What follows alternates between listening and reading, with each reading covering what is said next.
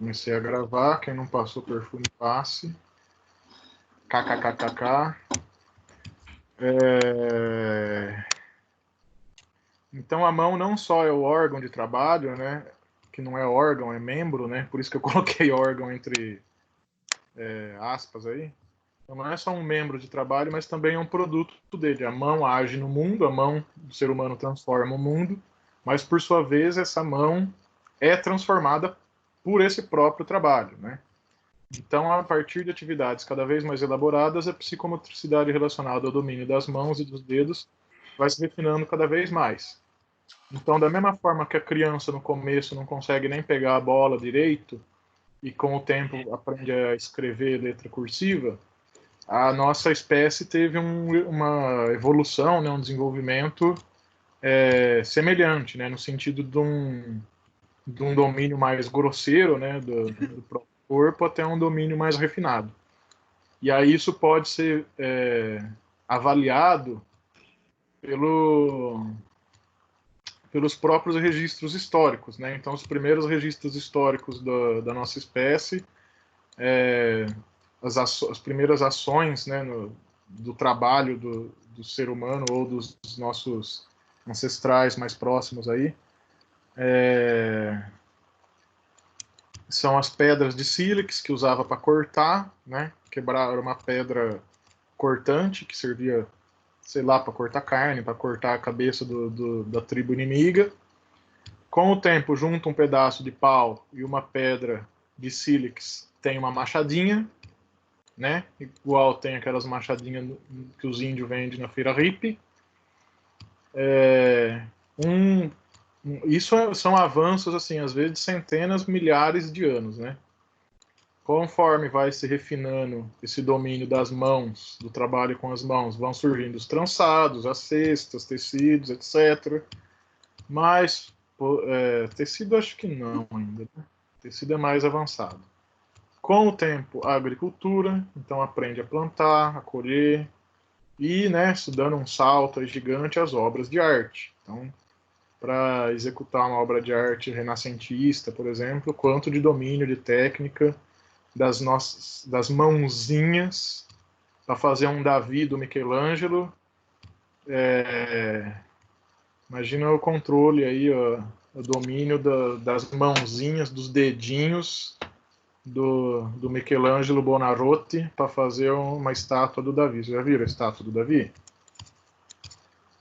Do Michelangelo? Ninguém viu? Tem. Quem falou?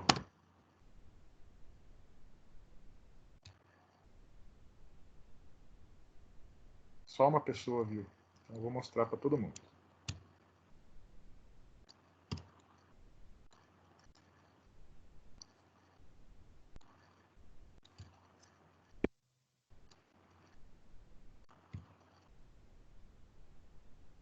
Eita. Aí. Apareceu aí para vocês? Sim. Apareceu. Sim. Este é o Davi do Michelangelo. Aqui ele tá de longe, né? Não dá para ver muito bem, mas assim, ele é considerado, né, uma das obras de arte aí do Renascimento que mostra toda a perfeição da técnica, né? Olha só esse rosto de mármore. Perfeito.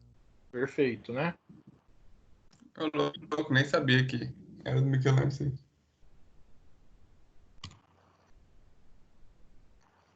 A gente pode olhar outras partes também, se vocês quiserem. Querem olhar outras partes? A gente pode olhar as mãos. Deixa quieto, né? Olha só como é bem feito, né? E aí tem uma pessoa perto, né? Pra gente ter a perspectiva do tamanho da escultura. O dorso, os braços, os músculos do braço, tudo perfeito, né? Então isso é o resultado das mãozinhas, dos dedinhos do senhor Michelangelo Buonarroti. No tempo que que o Engels escreveu esse texto, né? Ele falou então da pedra de sílex até as obras de arte, né? Isso foi em 1800, final dos meados do século XIX, né? Que foi esse texto. Ai, não tem a data aqui, mas foi por aí. 1870, mais ou menos. 1800 e 70, 60, 70. certo. Da segunda metade aí do século XIX. E hoje, né, quase 200 anos depois, né, um pouquinho, 150 anos depois, temos a tecnologia, os robôs, a nanotecnologia. Então, hoje a gente consegue fazer cirurgia com robôs, manipulando máquinas, né? Então, tudo isso começou lá na pedra de sílex. Tem uma questão, deixa eu ver se é o próximo slide. Não. Mas, enfim, ele vai. O argumento dele, o modo dele argumentar é dialético, então ele vai indo e voltando. Né? Mas, assim, todos os instrumentos, as ferramentas que a gente tem, é uma extensão de um pedaço do nosso corpo. Né? Eles vêm para maximizar uma função do corpo. Então, um robô que faz uma cirurgia, ele vem para maximizar a função de qual parte do corpo? De qual membro, né, no caso? As mãos. As mãos, né, gente? Tá aqui, ó. Tá falando de mão o tempo inteiro. A mão, ué. E o carro? As pernas. As pernas, os pés, o Oscar Canhar, né? Para o estudante só caminhava com os pés, com o carro você caminha mais rápido. O avião também, enfim, o barco, os meios de transporte todos.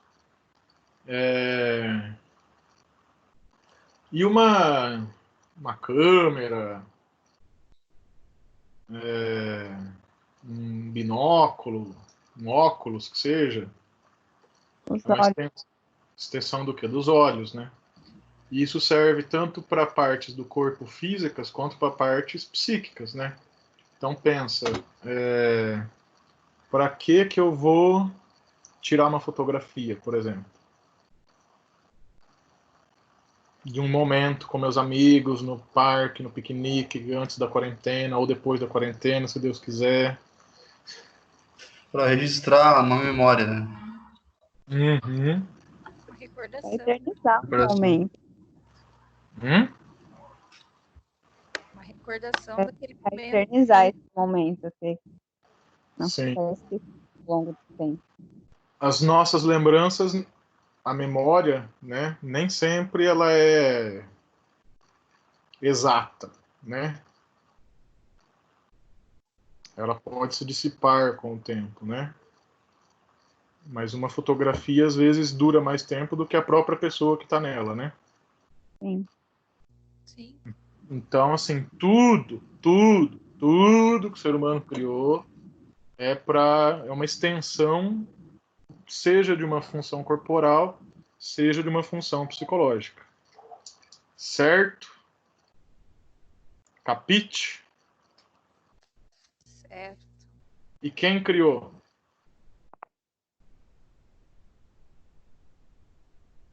O homem? Como é que é, professor? O homem, o ser humano. Criou com o quê? Com as próprias mãos, através do trabalho. Então, isso é a centralidade desse texto, né? Que o trabalho é central na vida do homem, o trabalho criou o próprio homem e é imprescindível. A gente não vive sem o trabalho. Impossível separar ser humano, humanidade do trabalho. Certo? Podemos prosseguir? Sim. Aí, então, ele está falando do desenvolvimento da mão e como que o desenvolvimento da mão vai, através do trabalho, vai impactar no desenvolvimento do ser humano como um todo. E, inclusive, da sociedade. Quem lê o texto sabe. A mão é parte de um corpo mais amplo, que por sua vez é parte de um corpo social.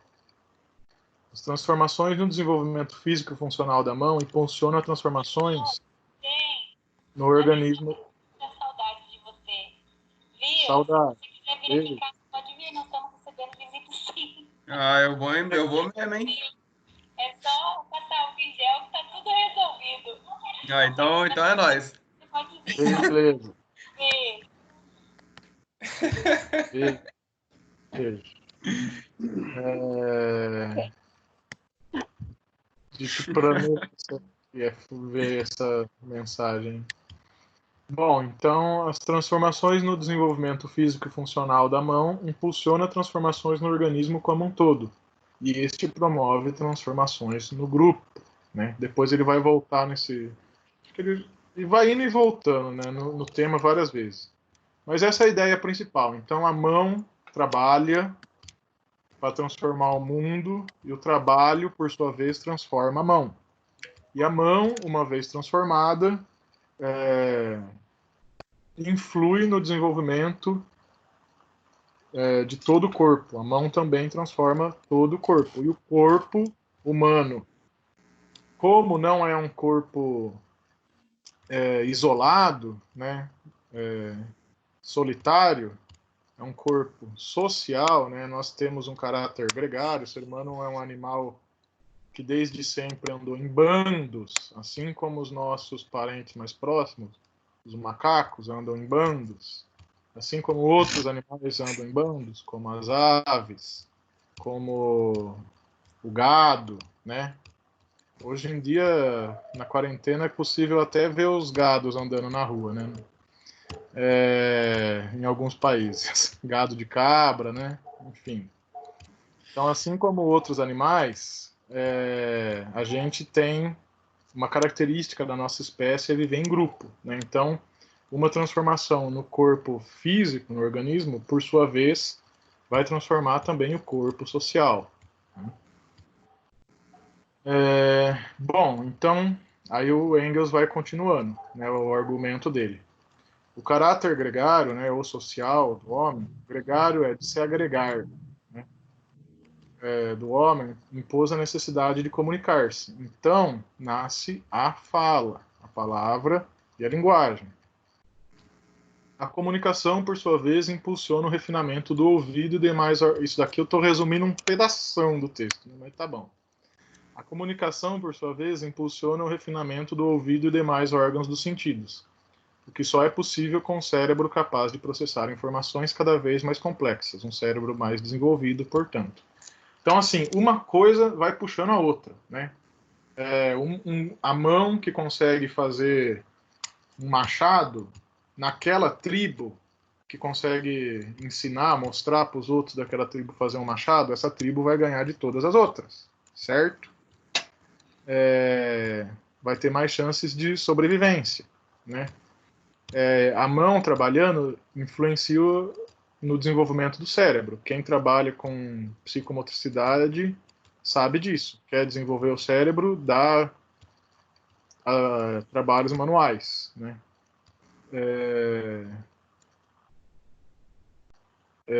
O caráter gregário impõe, né, demanda do ser humano uma comunicação. Daí surge a fala e a linguagem. E a comunicação, né, vai exigir que a gente tenha ouvidos mais refinados, né, que a gente consiga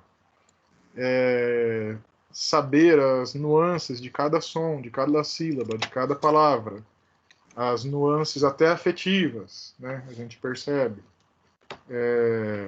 identificar, enfim. Então isso só é possível, um ouvido mais refinado também só é possível com um cérebro mais complexo, mais desenvolvido. Então, assim, um desenvolvimento vai influenciar em todo o desenvolvimento. E é o que ele vai falar posteriormente, né? Cérebro, linguagem, mãos e órgãos dos sentidos, assim como a percepção, vão se desenvolvendo concomitantemente. O desenvolvimento de um impulsionando o dos outros e vice-versa. O dos outros impulsionando o dos uns. Então aí o Engels ele vai citando vários exemplos, né, pelo texto em comparação com o ser humano, né? Deixa eu pôr aqui que todo mundo já leu. Então ele vai falando vários exemplos do ser humano em comparação com os outros animais. Então ele vai falar, tal animal, a águia enxerga muito bem, mas a águia não consegue identificar as nuances de uma obra de arte, as mais diferentes cores, né, que o ser humano consegue identificar. O cachorro tem o olfato muito mais desenvolvido do que o ser humano, mas o ser humano consegue identificar as nuances de vários perfumes, né? A aranha, aí é uma frase, aí não é nem do Engels, é do Marx, né? Que o Marx fala assim, que essa que é a diferença do ser humano para a aranha, né? Para a aranha e para todos os outros animais. Que a aranha pode construir a teia dela perfeitamente, com uma geometria perfeita. Mas ela só consegue fazer isso, né? Ela não consegue fazer outra coisa. E ela não pensa para fazer, ela só faz. O ser humano, por sua vez, ele pode olhar a aranha, por exemplo, e aprender a costurar, aprender a fazer algo assim como ela faz. E o ser humano consegue pensar, consegue projetar as coisas antes de realizar. Essa é a diferença dos animais para o ser humano. Certo? Prosseguindo, até aqui tudo bem, né? A ideia principal é que uma coisa vai puxando a outra. Então, o trabalho muda a mão muda o cérebro muda a linguagem, os órgãos sentidos muda o cérebro e por aí vai. Um desenvolvimento impulsiona o outro impulsiona um.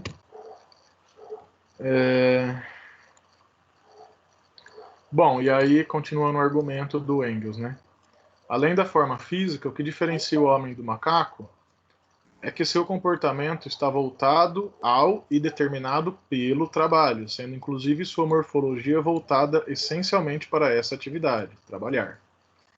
É importante a gente destacar aqui que a palavra trabalho, no sentido marxista, né, no sentido do materialismo dialético, que é a perspectiva do Engels, trabalho significa ação no mundo.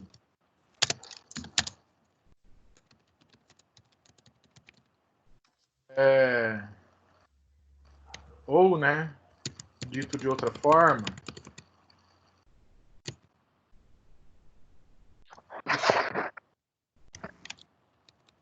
não travou não. Ação no mundo e não vai mais. Que é igual ação que transforma o mundo ou ação com o objetivo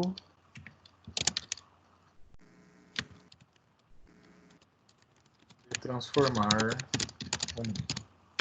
Então, se você for parar... Então, são 3 definições aqui, né? Cada uma mais abrangente do que...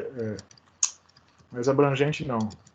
Mais delimitada até do que a outra. Então, primeiro é trabalho, ação no mundo. Mas todos os animais agem no mundo, a gente pode agir no mundo sem trabalhar, ok. Mas o trabalho do homem, ele transforma o mundo. Mas outros animais também agem transformando o mundo, né? O castor muda as correntezas do rio. O próprio Engels dá alguns exemplos lá das cabras que arrancaram toda a vegetação da Grécia, e por aí vai. Então o ser humano não é o único, né? O único animal cuja ação transforma o mundo. Mas o ser humano é o único animal que tem uma ação com o objetivo de transformar o mundo. Os outros animais estão fazendo, mas eles nem sabem o que eles estão fazendo, né? A gente tem essa consciência, a gente age com o objetivo de transformar. Se a gente parar o mundo, vamos pôr assim de uma maneira mais fácil, talvez, para entender, o ambiente. Ambiente. Então, vamos pensar no ambiente lá da sua casa. Está uma pia cheia de louça. Se você trabalhar ali, o que vai acontecer? Vai ter uma transformação ou não? Sim. Não vai ter mais louça suja. Ufa. Você não vai ter mais louça. O que ela vai fazer com essa louça? Vai jogar fora? Não vai ter mais a louça suja, né? Que você vai lavar. Você vai transformar o quê, então? A limpeza da pia. Vai transformar em louça suja em louça limpa, né? Certo? Sim. Sim. De caso pensado, ou não, ou você acorda às vezes no meio da noite assim, vai lá na pia, lava a louça, volta a dormir, né? Percebeu? Não, né? Queria eu ser assim, viu? Fazer sem perceber os negócios desse. É, né? Até eu. Seria bem mais fácil, viu? Pode usar outro exemplo, a roupa suja, né? Existe uma extensão maravilhosa da mão, né? Para roupa suja, uma extensão genial. Qual que é a extensão da mão para lidar com roupa suja? Ou não tem? A gente tem que lavar peça por peça na mão ainda. Máquina de lavar, né? Graças a Deus, né? Graças a Deus não, graças ao homem, né? Enfim. Graças ao ser humano que foi lá e inventou a máquina, né? Oi. Você me dá uma licença, mas eu não tô conseguindo nem acompanhar a aula, tá? Eu vou sair. Certo. Eu tomei 2 Ivotril e um Tramal, então eu tô mais pra lá do que pra cá. Beleza. Tem até amanhã para fazer a prova, hein? Tá jóia. Beleza? Tá. Beleza. Então você vai agir, né, na roupa suja. Vai agir involuntariamente ou não? Vai fazer de caso pensado? Geralmente de Gente, caso, geralmente de vocês caso pensado, né? são tudo robozinho? Alguém vem, aperta um botão na sua cara aí, você sai andando fazendo as coisas sem pensar? Ou não? Vocês são gente. Claro que não, né? E tudo que Somos você vai gente, fazer, você tem que pensar o que você vai fazer, não é? com certeza. É tão pensado que às vezes fica procrastinando. Exatamente, né? Exatamente. É pensado até demais o senhor.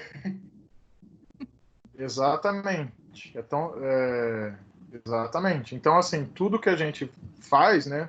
Todo trabalho que a gente realiza, ele é um trabalho, queira ou não, né? Voluntário, né? Porque depende da sua vontade. Se você não tiver vontade de realizar esse trabalho, se não tiver objetivo de realizar o trabalho, você não realiza, né? Se não tiver o objetivo de transformar alguma coisa, você não transforma. Certo? Fica clara a definição do trabalho por Engels? Sim. Sim? Então tá bom.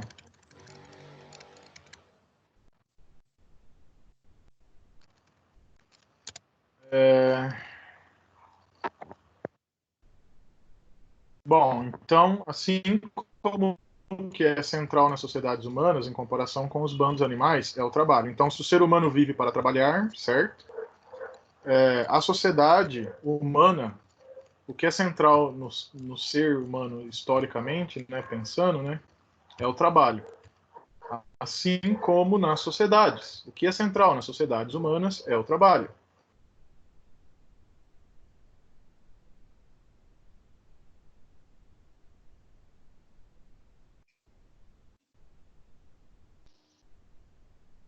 Travou. O mudo, professor. Voltei. Travou Tá tudo. reconectando Eu aí, caí professor? aqui. Nossa, hoje a internet tá uma maravilha. Normal, normal. Já foi a terceira vez que caiu aqui. Não sei se é a internet, não sei se é o programa também, que pode ser também. Tem dia que fica assim mesmo, senhor. Tudo bem, faz parte. É, Bom, os animais, então, né, a diferença da sociedade humana para a sociedade animal. Assim como é central na sociedade, o que é central nas sociedades humanas em comparação com os bandos animais é o trabalho. Os animais servem-se do que o ambiente dispõe. O ser humano molda o ambiente pelo trabalho para servi-lo, né? Se soltar pode ser o ambiente até da rua, se a gente for pensar. Solta uma matilha aí de cachorro, de vira-lata na rua. O que eles vão fazer para sobreviver?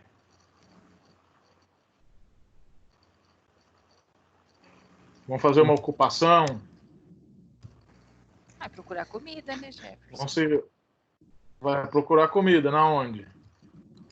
Ah, nos lugares, né? Numa lata de lixo, na porta de uma casa, no meio do mato. Exatamente, onde tiver, né? Onde tiver no ambiente ali, eles vão se servir do que o ambiente dispõe, né? Eles não vão fazer um movimento ir lá na prefeitura e falar queremos comer, né? Ou vão? Você já viram o cachorro fazendo isso? Não. Não, né? Agora o ser humano molda o ambiente pelo trabalho para servi-lo. Então, por exemplo, que ele já disse até lá atrás, enfim, a gente pode pensar na agricultura, na pecuária. Vamos pensar a ideia dos problemas bem complexos, né, que a gente está vivenciando. A questão da floresta amazônica, por exemplo, é 100% natureza, né? E o ser humano está querendo ir lá trabalhar, né, na área da floresta amazônica, para destruir a floresta, ou seja, transformar, né, o ambiente para servi-lo. Então, para construir pasto, né, para plantar pasto, para o gado pastar, para ele vender depois a carne do boi, ou para plantar soja para o ser humano? Não, para o boi comer, para depois o ser humano comer o boi, né? Enfim. Ah, mas o ser humano também come soja, também. Sabia que a maioria da soja que é plantada vai para alimentar boi? Então, se você come carne, você está colaborando com a destruição da Amazônia. Desculpa falar. Bom, continuando. Acho que ficou claro essa lógica, né? Então, assim, o ser humano, os animais, eles se servem do que o ambiente diz. O ser humano molda o ambiente para servi-lo. E até as mínimas coisas, né? Moradia, né? A casa não existe uma casa que a natureza fez, né? Ou existe? Casa que a natureza Existe uma fez. casa? Eu não conheço. Não existe, né, gente? Para existir casa, alguém tem que construir, não é? Com certeza. Tem que Claro. ter intervenção humana no ambiente, né? Sim. Já foram num loteamento novo? Antes era só mato, aí vai lá o ser humano, coloca asfalto, separa os quarteirões, coloca luz. Não é assim que funciona? Aham. Muito bem. Ah, mas isso tudo que você está falando é óbvio, professor. Sim, mas a gente tem que sempre colocar o óbvio em evidência, senão a gente esquece do que é óbvio. Tem muita coisa que é tão óbvia que a gente esquece. E uma delas é essa, né? Que o trabalho, que é difícil. Nossa, essa discussão para botar que o trabalho é importante porque o trabalho, enquanto transformação do mundo, né? Ele é central para o ser humano. A gente a gente tem possibilidade de escolher como fazer o trabalho, como organizar o trabalho. Enfim, a gente tem a possibilidade infinitas, né, enquanto ser humano. Porque é a gente que faz, né? Não é uma coisa, não, isso daqui não dá para mudar na sociedade. Sempre foi assim, não dá para mudar. Claro que dá. E tem N provas, N outras comunidades que deram certo de outra forma. Então isso às vezes é um argumento que fala assim, não, mas as coisas sempre foram assim, não pode ser de outro jeito. Então, não é verdade. Porque a gente consegue sim fazer as coisas de outro jeito. Basta querer, né? Precisa querer. Bom,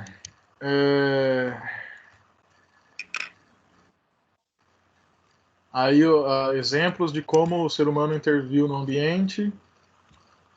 transformando para servi-lo, né? Então, se ele tem armas, né, para caçar, por exemplo, então ele está variando a sua alimentação, não comia mais só plantas, pode comer mais animais grandes, inclusive, maiores do que ele, porque ele tem uma arma para matar esse animal.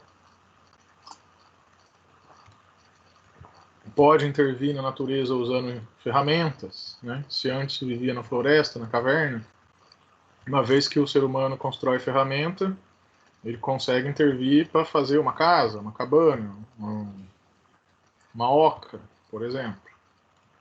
O fogo, então o ser humano aprendeu a dominar o fogo, que também foi um grande avanço aí, né, da nossa espécie. Acho que é a única espécie que consegue dominar o fogo. Nenhuma outra espécie tem esse domínio. Esse domínio faz com que a gente já coma, aí o Engels fala também, a gente come a comida já meio semi-digerida, né, porque já come ela quente, molinha. Isso faz com que o nosso organismo tenha mais energia para gastar com o cérebro, por exemplo. E a pecuária, então se antes era caça, mesmo que eu tenha armas para caçar, instrumentos de caça, mas eu tenho que caçar, tenho que ficar percorrendo os animais na floresta. Agora, se eu crio os animais para eu comer, aí já é uma vantagem, né? Então, são exemplos de como o ser humano transforma o ambiente para servi-lo, né? Ok, isso, gente. Pode avançar? Sim. Olha, professor. Bom, e aí, conforme o ser humano for desenvolvendo enquanto espécie, ele vai se expandindo, né, pelo globo. Expansão territorial da espécie é possível porque agimos na natureza. E os crescimentos das populações, então, fica cada vez mais seguro, mais possível, né, de sobreviver. Então, as populações começam a crescer, né? Se antes vivia num ambiente hostil que morria várias pessoas, seja por ataque de animal, seja por intempérie da natureza, seja por qualquer motivo, conforme mais intervenção no ambiente, vai tendo mais proteção e as populações vão crescendo. E as populações crescendo demanda uma nova organização social. Então, se antes era tribo, aos poucos vai se tornando um estado, né, um país, uma nação, né? Surge a religião. Nós somos os únicos animais que têm religião, e várias religiões ainda, né, que o ser humano criou. A organização do trabalho por senhores e servos, né? Então, o senhor, ele pode pensar, aí até isso, né? A inteligência, né, do ser humano, ou o trabalho do pensamento, porque tem o trabalho das mãos e tem o trabalho do pensamento, né? Que também é trabalho. Vai mudar, vai organizar o trabalho, né? Então, tem os senhores que vão pensar o que deve ser feito e os servos que vão fazer. É como se fosse uma divisão da cabeça e das mãos, né? A cabeça de um corpo comanda as mãos de outros corpos, né? A cabeça do patrão manda nas mãos dos funcionários, né? É a cabeça do patrão que decide o que a mão do funcionário vai fazer, né? A cabeça de um manda na mão dos outros, né? Não é assim? Sim. Sim. Sim. A não ser que você seja autônomo, né? Aí não tem patrão. Bom,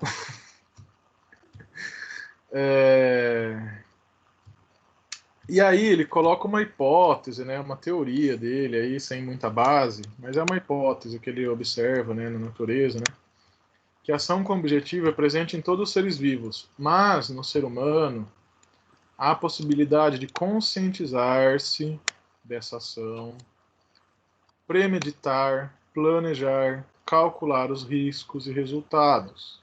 Então só o ser humano consegue fazer isso.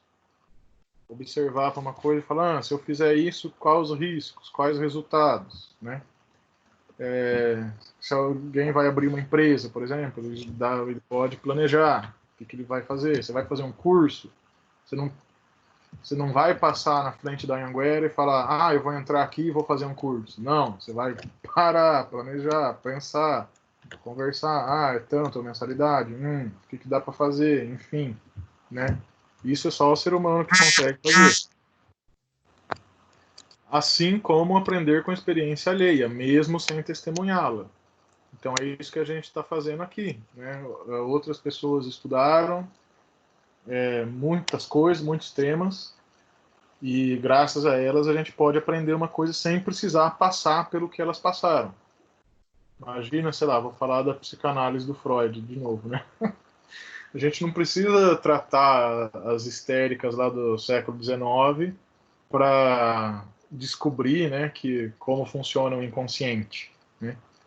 Que existe uma região oculta do nosso ser e que essa região determina os nossos comportamentos, nossas emoções, a nossa personalidade. A gente não precisa fazer tudo que o Freud fez, porque ele já fez e escreveu. A gente pode ir lá ler e aprender com ele.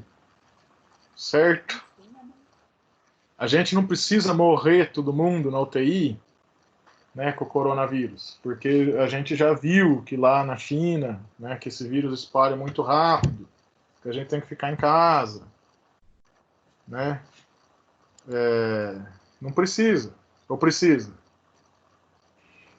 Não, né? Não, né? Deus me livre, né?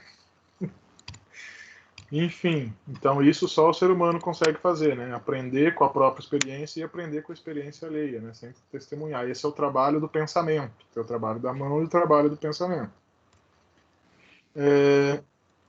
E aí chega uma parte que eu acho que é a parte mais interessante do texto, né? Que é lá para o finalzinho, que ele fala que muitas das vezes, mesmo quando a gente planeja as coisas, é impossível prever todas as consequências dos atos, sejam naturais ou sociais. E aí ele vai dar alguns exemplos disso. Ele vai falar assim, quem diria que a descoberta da América iria ocasionar a escravidão dos negros? Quem diria que a criação do álcool pelos os árabes iria ocasionar no vício. Ele fala, não fala nem em vício, ele fala na destruição dos povos indígenas, que é o que foi usado para queimar, né, muitas populações, mas a gente pode pensar no próprio vício, né, em bebida alcoólica. E aí ele fala da criação da máquina a vapor, que é graças à máquina a vapor que, com a revolução industrial, que fez a burguesia ascender como classe principal, né, e o capitalismo dominar o mundo. Mas, quando essas coisas aconteceram, né, da primeira vez, não daria para prever o que iria acontecer depois, né? O que eu coloquei aqui? História. Nem sei o que eu estava escrevendo aqui. Eu coloquei história. Tá bom. Certo, gente? Podemos avançar? Então, assim, trabalho da mão, trabalho do pensamento, organização do trabalho central na sociedade. A gente pode premeditar, né, ou planejar a ação, assim como aprender com ela, e assim como aprender com a ação alheia. Entretanto, muitas das vezes a gente não sabe qual será todas as consequências dos atos, né? A gente consegue prever até um certo ponto. Até um certo ponto a gente consegue alcançar o nosso olhar. A partir de um certo ponto a gente não consegue prever. Certo? Ok. Pode avançar. A organização social atual se dá pela organização do trabalho. A configuração atual da sociedade de classes, opressores e oprimidos, se dá pela economia capitalista. A propriedade dos meios de produção e da riqueza é produzida nas mãos de poucos, que são os burgueses ou elite, e os proletários, trabalhadores, que somos nós, contribuem com sua força de trabalho. Aí é aquela frase do Marx, né? A economia determina a história. Então, como o trabalho é organizado numa sociedade, é como essa sociedade funciona. Isso é uma coisa que eu vejo um monte de gente que parece que é super inteligente, jornalista, enfim, debate, essas coisas, eu falo, eu não acredito que vocês não entenderam essa premissa básica da sociedade, que como você organiza o trabalho é como a sociedade se organiza. Porque o trabalho é central na sociedade. E o trabalho é central no ser humano, né?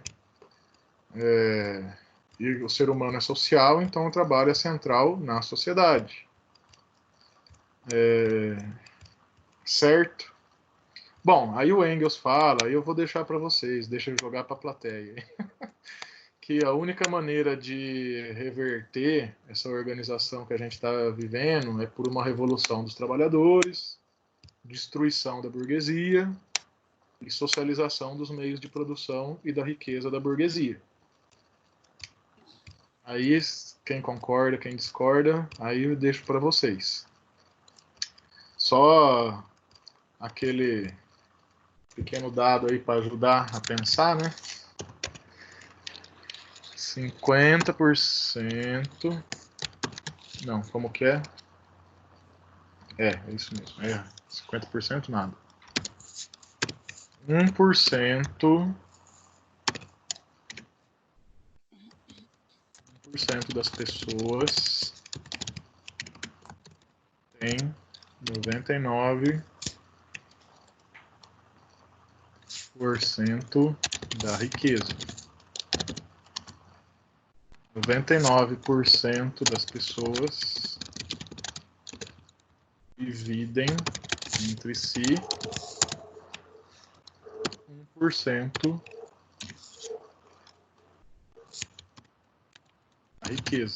da riqueza do mundo.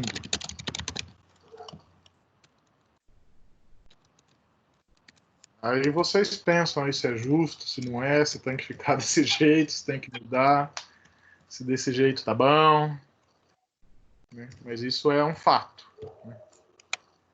Muito bem. Aí fica para vocês pensarem aí. Senão vocês vão falar que eu estou doutrinando. Bom, e aí, né, no final do texto, que é um texto acabado, né? É um texto inacabado, aliás. O Engels chama atenção para que se observe cada vez mais as consequências de longo prazo da produção capitalista, né? Olha, 200 anos atrás já chamando atenção para isso, a gente fala até hoje, tem que Greta Thunberg tem que fazer o diabo para prestar atenção nisso e não adianta, né? E não apenas os resultados imediatos, o lucro. Para se aprender com essas consequências e assim se planejar melhor a produção, ou seja, evitar os erros já cometidos. Gente, a época que o Engels escreveu isso, era lá o começo do capitalismo, sim, né? A primeira Revolução Industrial. Nessa época que ele escreveu esse texto, fazia sentido falar assim, os capitalistas não sabem, né? Não sabiam que ia destruir a natureza, que ia envenenar os rios, que ia poluir os mares, que ia poluir o ar, que ia destruir a camada de ozônio, que ia queimar as florestas, que ia condenar as pessoas a uma pobreza, uma distribuição de renda miserável, que ia fazer inúmeras doenças psíquicas e físicas por causa do trabalho, que ia condenar as pessoas mais pobres a viver em condições miseráveis nas favelas, que etc, né? Naquela época, né, não poderia falar que os capitalistas sabiam disso, eles não sabiam. Hoje, a gente pode falar que, tipo, por exemplo, um bilionário não sabe as ações que as consequências que as ações dele faz? O professor, ele sabe, mas às vezes o lado negativo, né? Às vezes as consequências não chega, não é algo de imediato, entendeu? Por isso que Sabe por que o capitalista não se preocupa com as consequências? Porque para chegar a consequência nele vai demorar, entendeu? Talvez nem chegue. Não sei. Primeiro o Ele dinheiro. não sofre as Não sofre. Ele não sofre as consequências. Vou parar de gravar aqui antes que a Matrix me pegue aqui. Os agentes Smiths venham me assassinar aqui na minha casa. Olha a paranoia. Pode parar, não.